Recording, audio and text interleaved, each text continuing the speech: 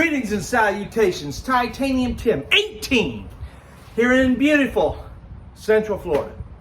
I'm actually in DeLynn Springs at my brother's place where I keep my travel trailer, which is my home away from home. Anyway, today I got a treat for y'all.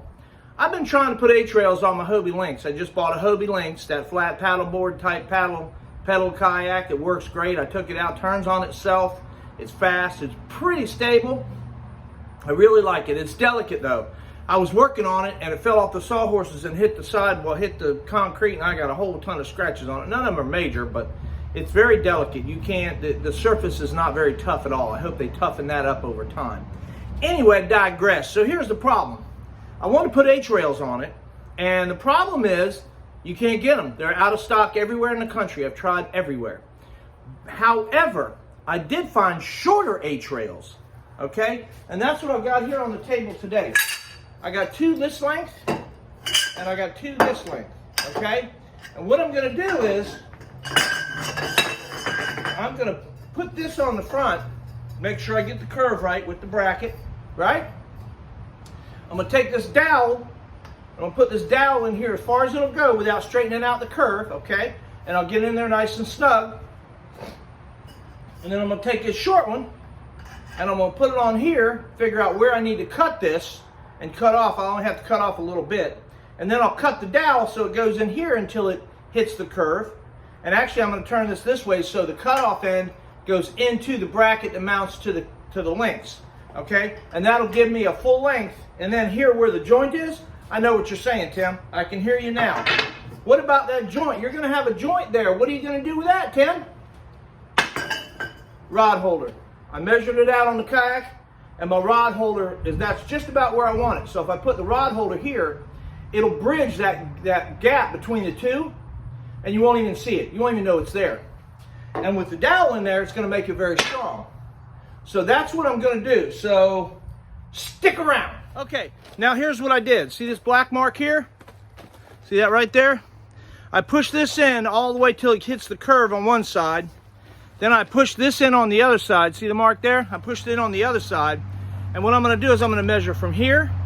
I'm going to measure this distance from here to here so I know how long to make it. And then I'm going to take this, I'm going to go from here to here and cut this piece, and it should work perfectly. So stick around and we'll see. I'm excited. Okay, I cut it. Now this is the piece that's left, and I marked this piece just in case the other side's the same.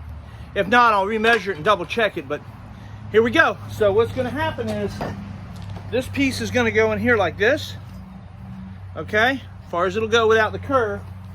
And then this piece is going to go in here like this, as far as it can without the curve. And look at that. And I'll line up the edges, make sure the curve is right. I want the curve to be right there. Nope, wrong. See, I got the curve perfect. You can see down it. See how the curve is? Can't really see it, but anyway, I got the curve right to match the boat. You got to be careful you do that. All right, okay, I switched the camera around. Now, I've got this mounted up here. Right now I have a nut in there. I need to get these things here, these slot brackets, but I need to get ones that I can screw the bolt into. Come on, focus. I need to get one I can screw the bolt into to put it here, but that'll hold for now. I cut this, you can see right there where I cut it, and it is perfect. And I got this one back here. So there's the hrail, homemade, and this dowel is going to go in here like this to support it.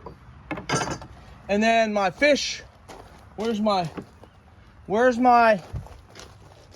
dadgummit, I can't find my my rod holder. Anyway, my rod holder is going to go right here to seal that joint. But there you go. Now what's interesting is, see back here, this back here, and these up here, I can't find a bolt to fit them. I cannot. I've looked everywhere. All the installation videos show people putting sheet metal screws in there or machine screws in there, but I'm going to tap these and try and do a 1/4-20. So that's what's going on so far. Stick around. Okay, update.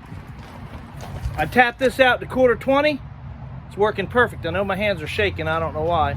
Anyway, this handrail's on here. It's hrail, solid as a rock. Tapped it in the back, got the nut in the front. I'm gonna get these, but I'm gonna get them so I can put a bolt in them, and then I'll change that out. So that's it. Now I'm gonna do the other side. Check it out.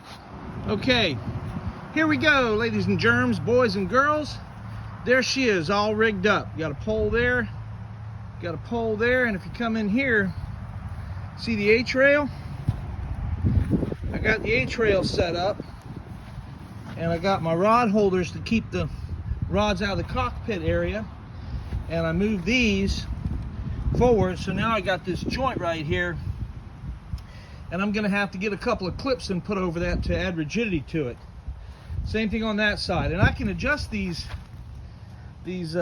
rod holders. I can slide them forward a little bit and rotate them around so I can troll with them, and I can turn them forward or backwards, so they're real easy and handy to deal with. So there it is. That H-rail went good. You can see over here, there's the joint for the H-rail there that I got to fix, but it's very sturdy. It's every bit as sturdy as the one piece is.